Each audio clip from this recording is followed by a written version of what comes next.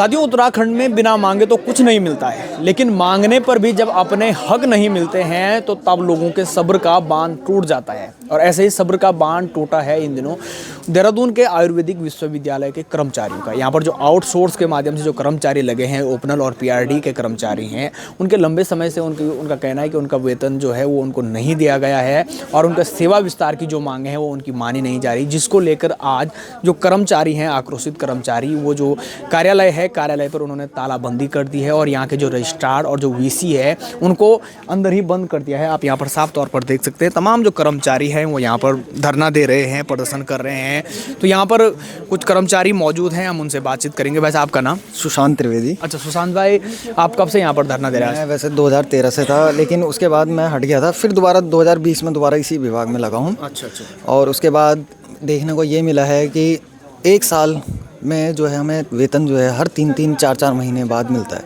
अच्छा। जबकि जो है बजट जो है सरकारी कर्मचारियों के लिए रिलीज़ कर दिया जाता है और हम ओपनल और पीआरडी वाले कर्मचारियों के लिए रिलीज़ नहीं हो पाता। क्या सरकार, मैं धामी जी से यही रिक्वेस्ट करूंगा, क्योंकि ये विभाग उन्हीं के पास है, तो धामी जी से मैं ये रिक्वेस्ट करूंगा कि इस निपटारे को जल्द से जल्द सॉल्व करें, वरना आने वाला समय ऐसा होगा कि किसी विभाग में कोई कर्मचारी नहीं मिलेगा। आज यहाँ पर प्रदर्शन आप कब से कर रहे हैं, कितने बजे से कर रहे हैं? हम सुबह से बैठे हुए थे, जब से मात्र रजिस्ट्रार साहब ही थे, बीसी साहब आए नहीं थे, वित्त अधिकारी महोदय पहुँचे नहीं थे। जब बीसी साहब आए हैं वो आए हैं 4, 4:30 के बाद आए हैं, और हमने इसलिए तालाबंदी करी है क्योंकि हम सुबह से उनको फ़ोन कर रहे हैं कि बीसी साहब हमारी सुनिए। जब हमारी नहीं सुनी गई तो हमने लास्ट में आके तालाबंदी करी है। अच्छा, तो यहाँ पर कुछ और कर्मचारी मौजूद हैं जो आज सुबह से यहाँ पर धरना दे रहे हैं। आप कब से यहाँ पर अपनी सेवाएं दे रहे हैं? सर हम 2008 से अपनी सेवाएं दे रहे हैं यहाँ पर। तो आज यहाँ पर धरना देने की नौबत क्यों आन पड़ी है? सर 4 महीने से वेतन नहीं मिल रहा है, हमारे बच्चे भूख से बिलख रहे हैं। राशन वाले ने मना कर दिया है, दूध वाले ने मना कर दिया है, डॉक्टर भी कब तक दवाई उधार देंगे।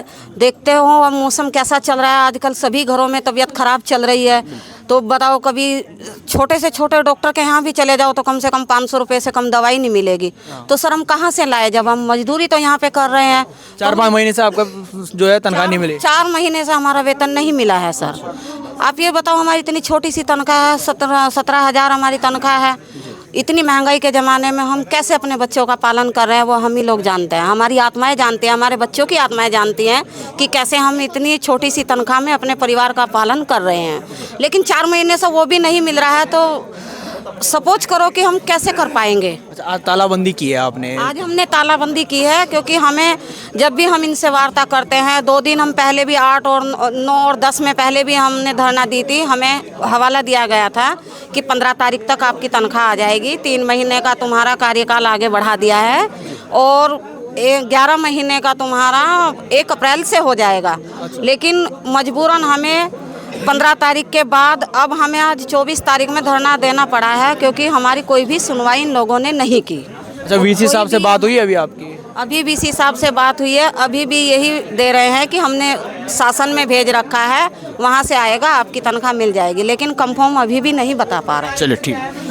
तो यहाँ पर उपनल महासंघ से हमारे साथ अशोक कुमार जी हैं। अशोक कुमार जी, ऐसी क्या नौबत आई आज कि आपने तालाबंदी कर दी, रजिस्ट्रार और वीसी को अंदर बंद कर दिया? जी, दरअसल ऐसा हुआ कि अभी 2 हफ्ते पहले हमने वार्ता की थी इनसे, पत्र के माध्यम से भी की थी और मौखिक रूप से भी इन्होंने हमें आश्वासन दिया था कि 2-3 दिन के अंदर आपका जो है समाधान हो जाएगा सैलरी का और हमारा सेवा विस्तार का, कि वो फाइल जो है पुनर्वियोग की फाइल जो है वो शासन में गई हुई है।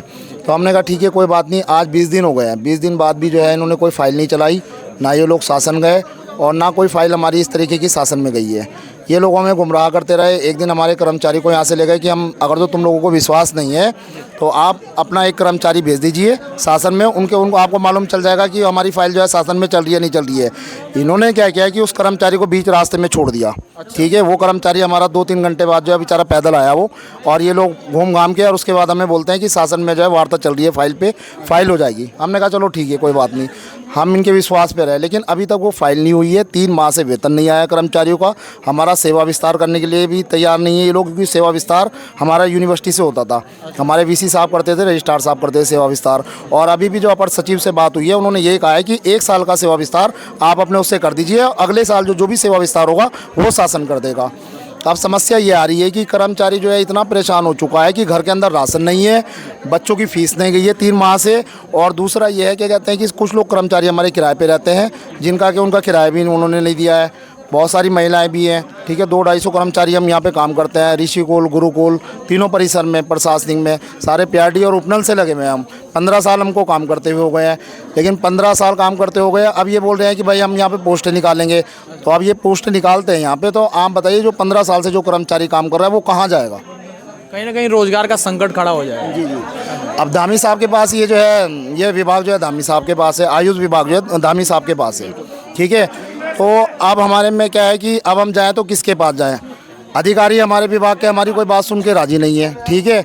अब हम शासन में अगर तो बात करते हैं, माननीय विधायक जी ने भी आज बात करी है।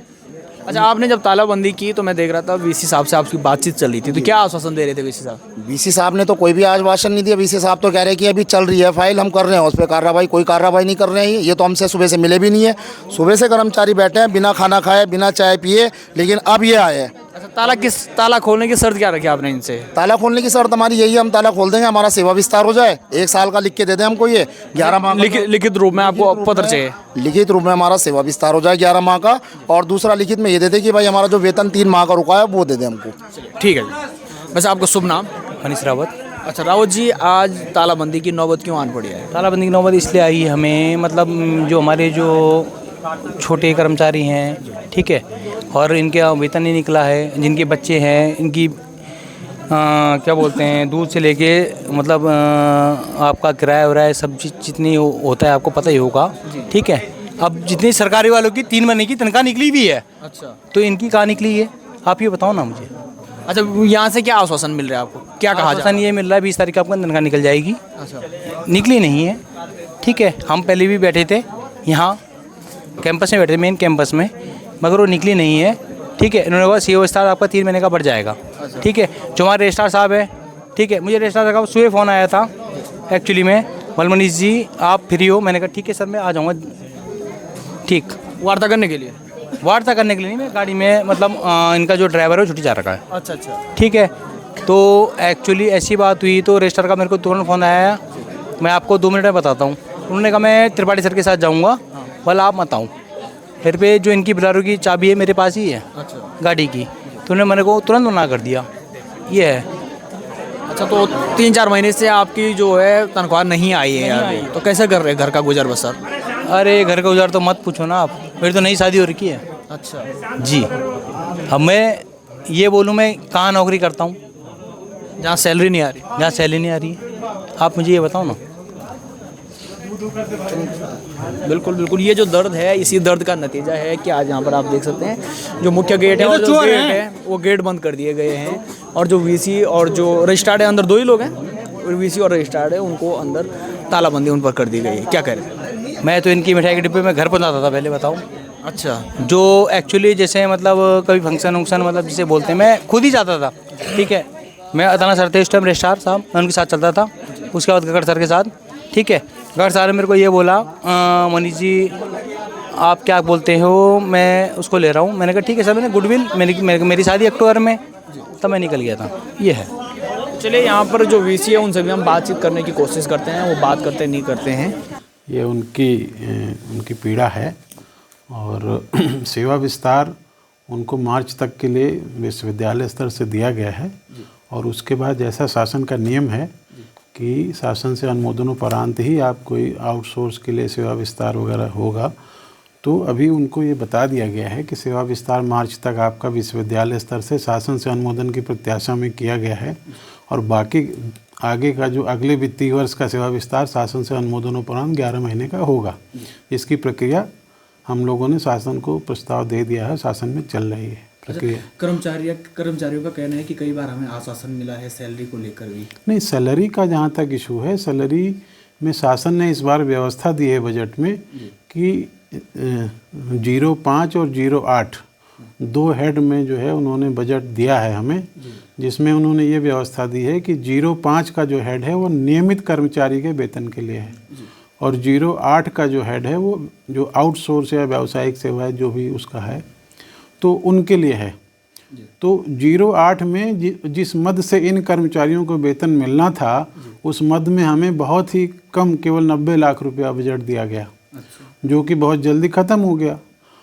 तो हमने शासन में पुनर्विनियोग का प्रस्ताव भेजा हुआ है और वो फाइल वित्त विभाग के स्तर पर व्यवहारित है। आयुष विभाग से और शासन वित्त विभाग फाइल गई हुई है, वहाँ से व्यवहारित होनी है। वहाँ से अनुमति मिलते ही इनका वेतन हमको, जैसे बजट 08 में मिल जाएगा, हम तुरंत इनका वेतन जारी कर देंगे। इसी वजह से बजट के अभाव में इनका वेतन जो है अभी रुका हुआ है। अच्छा, अभी जो कर्मचारी है, मेरी उनसे बातचीत हुई तो कर्मचारियों का कहना है कि जब तक हमें लिखित आश्वासन नहीं मिल जाता है कि हमारा जो सेवा विस्तार है और जो हमारी 4-5 महीने की जो तनख्वाह रुकी हुई है वो नहीं मिल जाता, तो हम 4-5 महीने की नहीं रुकी है, केवल 2 माह की रुकी है। 1 माह का वेतन विश्वविद्यालय ने इनको ऑलरेडी दिया हुआ है, 2 माह का वेतन रुका हुआ है, जिसके लिए प्रयास किया जा रहा है। उसी के लिए जो पुनर्विनियोग की व्यवस्था की जा रही है, ये शासन की व्यवस्था है।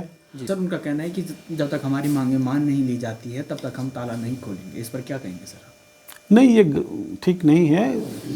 शासकीय कार्य में बाधा डालना ठीक नहीं है। हम पूरा प्रशासन उनको सहयोग कर रहा है, हम सब भी उनके लिए सहयोग में कार्य कर रहे हैं। तो हमारी उनसे, आपके माध्यम से भी, और हमने सीधे भी उनसे वार्ता की है कि वो इस तरह का तालाबंदी वगैरह ना करें, उसको छोड़ें। हम सब उनके साथ हैं, उनके कार्य के लिए उनको मदद कर रहे हैं, उनके सहयोग में हैं। धन्यवाद सर।